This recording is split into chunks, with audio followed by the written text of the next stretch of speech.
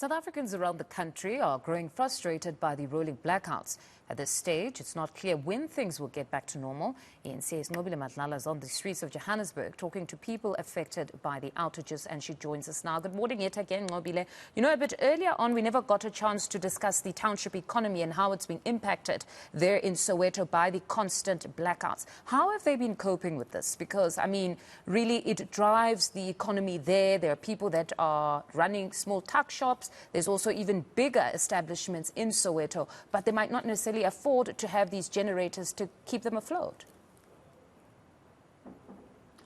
Well, Mfundo, you can imagine the impacts that they are going through at this point. I mean, petrol fuel is already up, and now they have to basically have generators as well as pay for electricity. So that is impacting some of the businesses that are here, which means anything that they have on the fridge needs to be something that is fast, and it needs to be something that needs to go and not stay for quite long. But of course, what we're going to do is later on, we are going to get to speak to some of those business owners to sort of give us a full view of how it looks like. For now, though, we are at a house, as you can see behind me, Mfundo. You'll see that there's a window there that's covered in a plastic. But this is mainly because the crime in the area is also escalating because of what's happening with load shedding. So I'm going to bring in a resident in the area to sort of give us an idea in terms of what happened to her house, because she sort of experienced crime yesterday.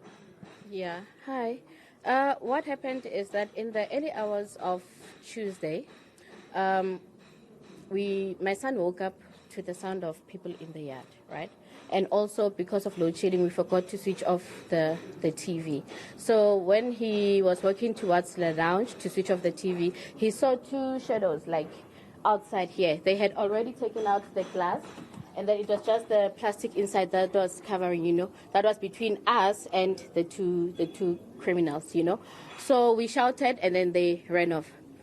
Later on, around 4 o'clock, we were load shedded again, so it was dark. So those two guys came back again, but this time we were wide awake, so they couldn't get in the house. And that's when I phoned some of my neighbors, just to check around the perimeter if the guys are still there or not.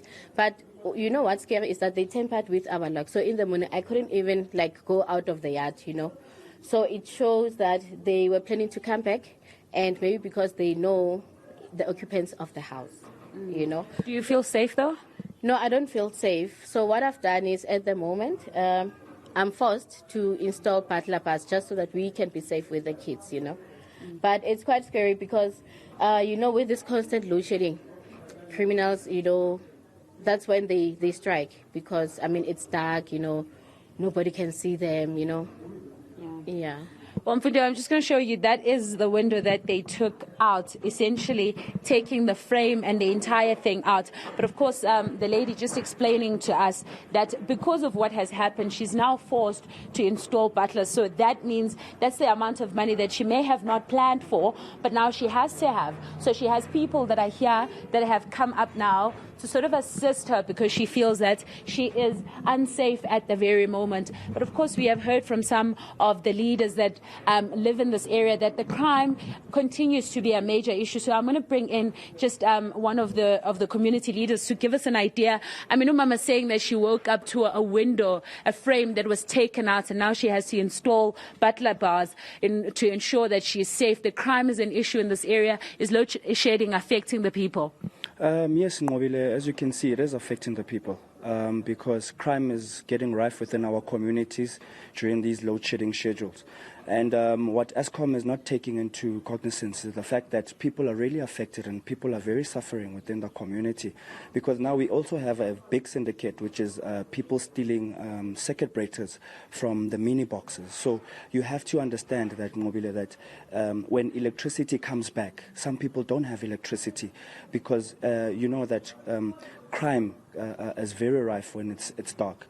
The most important thing that at least that Eskom knows, City Power, that they need to do is at least don't make the community too dark. Keep the street lights on at least, because security clusters and patrollers within our communities are getting a hard time in terms of patrolling because they can't see anything.